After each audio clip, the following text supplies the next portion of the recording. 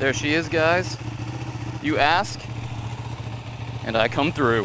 1299 Panigale S.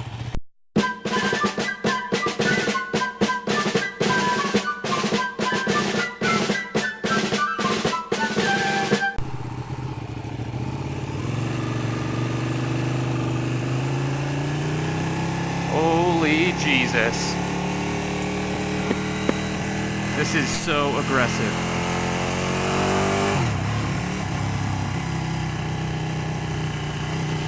Wow. Alright guys, so 2015 Ducati Panigale 1299S, and I am so scared. I do not want to f it up. I've got the dealership owner right in front of me. This thing says that it needs gas, so hopefully we'll be alright. If I run out, I don't think it's going to be my fault. That's for sure. I always need gas on these test drives. Isn't that ridiculous? I stalled it twice pulling out of their parking lot because this clutch has such a sensitive bite point. Alright, initial reaction, it's amazing. The sound is unbelievably loud. And that twin, it's controlled explosions. The mirrors are kind of shit because of the vibration, but I'm in first gear, so that's probably why. Smooth gearbox though. Seating position is so aggressive, as you would imagine. It's a super sport of all super sport bikes. Definitely less comfortable than the S1000 RR, in case people were wondering, but sounds much better. The exhaust, the backfire note on the exhaust is a lot better on the S1000 RR, but this thing though, sounds unbelievable.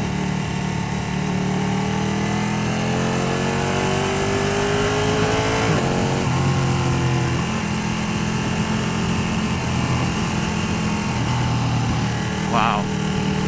A little bit about the bike. So it's got 205 horsepower. It makes well over 100 pound-feet of torque. It's got a Ducati shift assist up and down. So that's a quick shifter up, quick shifter down, just like the S1000 RR. Suspension is electronic and adjusts on the fly. It's got a wet clutch, slipper clutch obviously.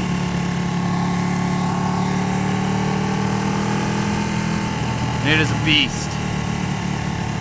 Absolute beast. And I don't need gas. The fuel light went off, so I guess they had just filled it up. Hopefully that sound is going to come through because it's amazing. Now I know you can hear that because it's louder than my voice. We're taking it to a country road here. Probably get to open her up in a minute. Thoroughly excited about that. Let's try the downshifter. Pretty smooth.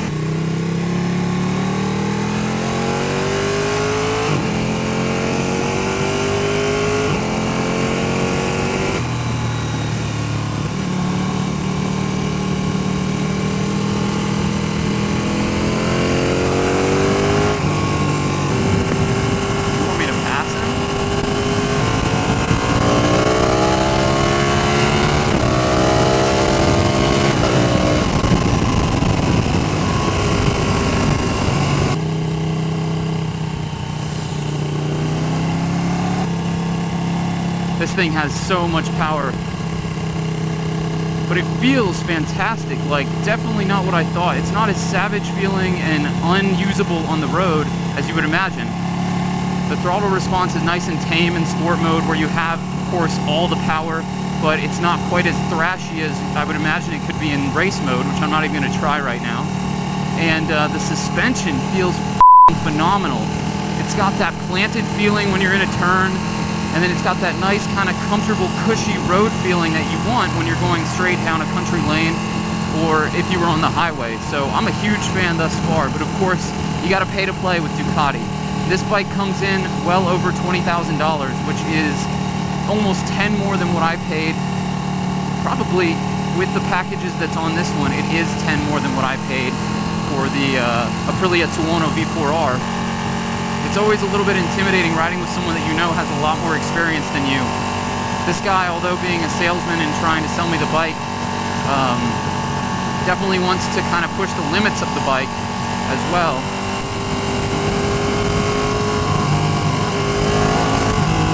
Get a little front wheel action.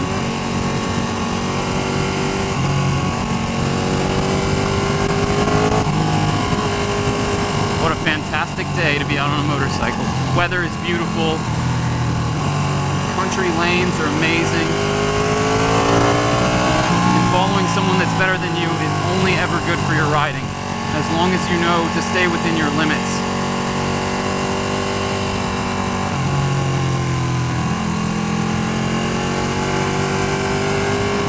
Let's talk a little bit more about the riding position. Now, I said it was a little bit less comfortable than the S1000RR, and that's true. You know, the clip-ons are lower, the seat is firmer and thinner, but it feels a little bit less aggressive than I initially thought after riding it for about 10-15 minutes. You're definitely on a super sport bike, but because, and I'll tell you guys this, I'm 5'9", 180 pounds, so I'm built for super sport bikes. Anyone that was 6 foot or up, I cannot see on this bike and being extraordinarily comfortable for a long, long period of time.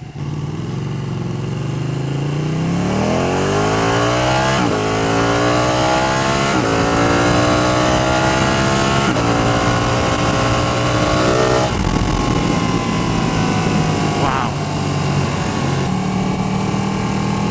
Let's ride in a lower gear. This auto downshifter is something I can get so used to with new bikes, but it definitely takes away from the riding experience. There's no rev matching necessary, and that's something that I'm still learning how to do on the Tuono correctly. So every once in a while, it impedes on your riding capabilities, as I talked about in my rider aids video. Brakes are awesome, as you would imagine. Probably Brembo monoblocks, haven't even looked. Olin suspension, high-end stuff. Anything you would imagine is high-end is on this bike.